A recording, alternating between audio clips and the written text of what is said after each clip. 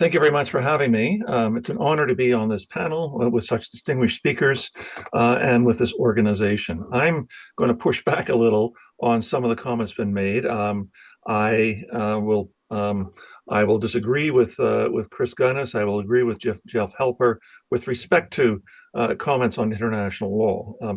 I don't believe we should be starry-eyed about international law, and Exhibit A as to where it doesn't work, obviously, is the Middle East in general and Palestine in particular.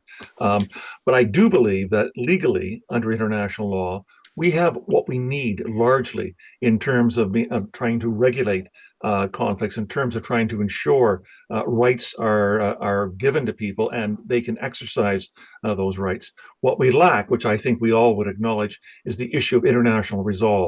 International law only works not by itself, but when it's married with international resolve. And that's the important issue. I think we should be building up international law and our faith in it. After all, international law is the promise that states make to each other and to their own peoples with respect to a range of rights and agreements that have been put into place, particularly with regards to human rights.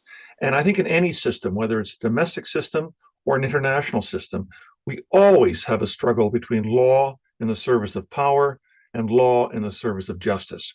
And for those of us who are equity seeking or justice seeking, it's our duty and responsibility, I think, to be able to push to increase the boundaries and the space available for law in the service of justice with respect to this. So what I want to talk about in the few minutes that I have is I think, the importance of the decision by the International Court of Justice in July with respect to the Israeli occupation that several others have mentioned before me. I want to talk about it in a little more depth because I think we now are at the edge of a new paradigm governing Israel and Palestine. The prior paradigm, even though we've had lots of UN resolutions, we've had previous decisions coming from the International Court of Justice, really the driving paradigm always was realpolitik.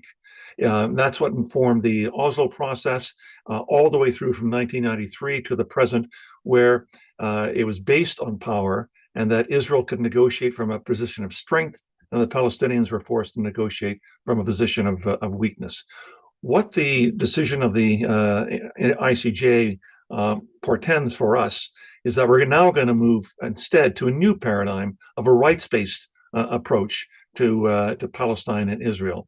The court said a number of things very clearly, and let me just briefly go through them. It said, first and foremost, that Israel's occupation and its ongoing presence in the occupied Palestinian territory is unlawful. A new breakthrough with respect to this. We've always known that aspects of the occupation were unlawful and illegal. We now can say that the entire occupation itself is unlawful and illegal.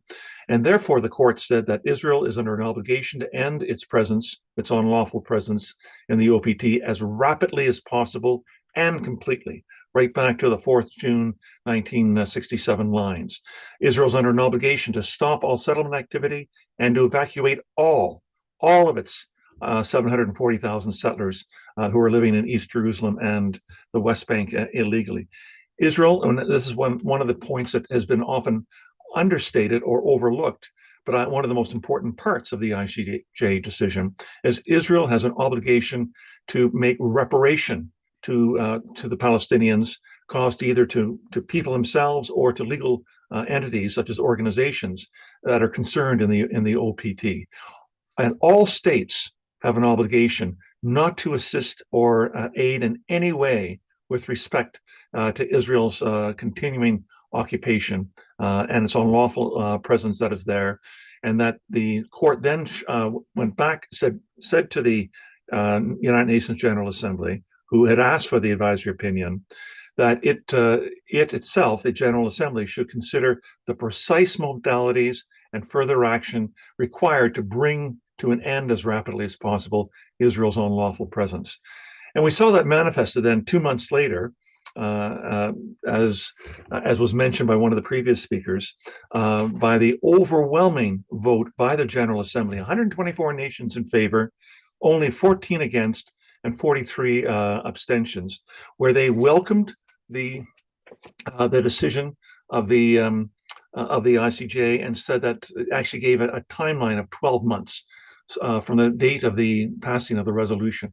So the diplomatic clock has now begun to tick, and the alarm will ring and ring loud next September with respect to this.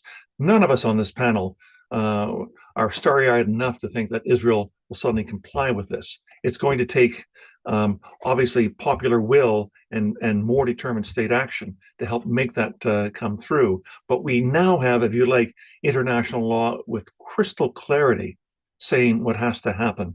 And if I can just end with respect to this, because I know we're trying to keep within 5 minutes. Uh, Martin Luther King Jr. once famously said that the arc of justice bends slowly, but it bends towards justice. And I've always admired that. But then I remember, then I was told that Reverend Jesse Jackson had an addendum to that, which you should keep in mind. He said, yes, the arc of history does bend towards justice, but we have to make it bend to make it so. And I think that's incumbent upon all of us in terms of taking action. And certainly what I think this gift of a ruling from the ICJ and the subsequent endorsement of this ruling by the UN General Assembly has made our work that much easier.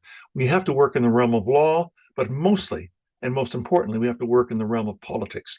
And knowing how crystal clear international law is on this will make our campaign work in the realm of politics and diplomacy that much clearer for the path ahead. Thank you very much.